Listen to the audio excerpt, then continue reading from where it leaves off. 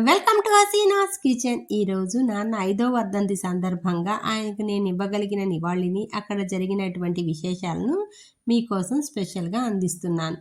ఈరోజు నాన్న వర్ధంతి సందర్భంగా దైవ ప్రార్థనలు జరుగుతున్నాయి. ఒకవైపు ఆయన పేరు మీద పంచడానికి బియ్యం బస్తాలు 100 మందికి ప్లాన్ చేశామండి. మా ఫ్రెండ్స్ అందరూ ఎంతో కష్టపడి ఈ ప్రోగ్రామ్ని సక్సెస్ చేయడానికి చూస్తున్నారు. నాన్నకి అమ్మకి నివాళులు అందిస్తున్నారు. మా చెల్లెలు కూడా రావడం జరిగింది. వీళ్ళంతా నా స్నేహితురాళ్ళు అనమాట. అందరూ కలిస్తేనే ఇంత సక్సెస్ అయిందండి ఈ ప్రోగ్రామ్. మా మొదటి గురువు గారైనటువంటి కోటేశ్వరరావు గారిని, బార్ రహమతుల్లా గారిని ఇద్దరిని గెస్టులుగా ఆహ్వానించాం. వారి చేతుల మీదుగానే ఇలా పంచుతున్నామన్నమాట. శారీస్ కానీ బియ్యం కానీ ఇలా. అమ్మ గురించి నాన్న గురించి మాకు చాలా తక్కువ తెలుసని నాకు ఇప్పుడే అర్థమైందండి. వీళ్ళు వివరిస్తూ ఉంటే ఒకంత ఆశ్చర్యానికి లోనయ్యానమాట. కొత్త విషయాలు తెలిసాయి. నాన్నని నేను ఇంత దగ్గరగా చూశాను కదా, అయినా కూడా నాకు చాలా విషయాలు తెలియలేదండి.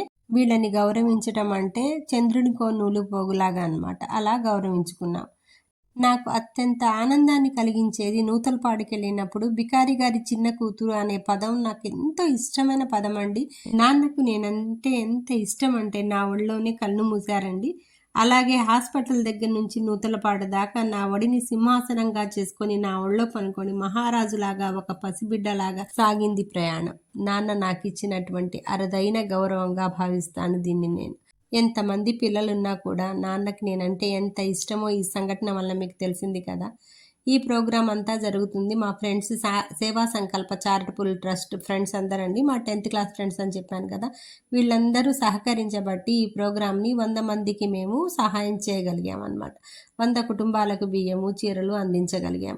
ప్రతి ఒక్కళ్ళండి, ఇక్కడ వాళ్ళ క్యాడర్తో సంబంధం ఏం లేదండి. ప్రతి ఒక్కళ్ళు చిన్నపిల్లల్లాగా వచ్చి చేశారు. నా గల్లీ బాయ్స్ అయితే ఇక్కడ వచ్చిన వాళ్ళందరికీ ఎంతో గౌరవంగా మర్యాదగా అందరికీ కూల్ డ్రింక్స్ పంచడము, అక్కడ తెచ్చినట్టు స్నాక్స్ పంచడము, వాళ్ళని లోపలికి ఆహ్వానించడం అంతా బాగా జరిగిందండి. వీళ్ళందరి సహాయ సహకారాల వల్ల ఇది జరిగింది. మాజీ సర్పంచ్ అయినటువంటి రంగమ్మ గారు కూడా రావడంతో ఈ ప్రోగ్రాం అంతా ఇంకా సక్సెస్ అయినట్లు అనిపించింది. ప్రతి ఒక్కళ్ళు నాన్న గురించి ఎంత బాగా చెప్తున్నారండి. అసలు నాన్న గురించి మాకు చాలా తక్కువ తెలుసు అనిపిస్తుంది అనమాట. నాన్న ఇది, నాన్న అది, పెన్షన్లు పంచేవారు, అలా చాలా బాగా చెప్తున్నారనమాట. నాన్నగారి ఉండేటటువంటి బయట ఒక ఫ్లెక్సీ పెట్టాం కదా, ఆ ఫ్లెక్సీని టచ్ చేస్తూ వెళ్తుంది ఒక ఆమె. చాలా ఎమోషనల్ ఫీల్ అయిందండి. ఆ ఫీలింగ్ చూస్తే నాకు చాలా ఆనందం వేసింది. నా ఫ్రెండ్స్ అందరూ పంచుతూ ఉన్నారు, చూశారు కదా. అందరూ ప్రతి ఒక్కళ్ళు ఎవరికి తగ్గ పని వాళ్ళు చేస్తూ ఉన్నారు. కవిత అయితే అన్ని స్నాక్స్ అవి పంచుతుంది. చంద్రావతి, ధనలక్ష్మి, హాజీరా వీళ్ళందరూ నా ఫ్రెండ్స్ అనమాట.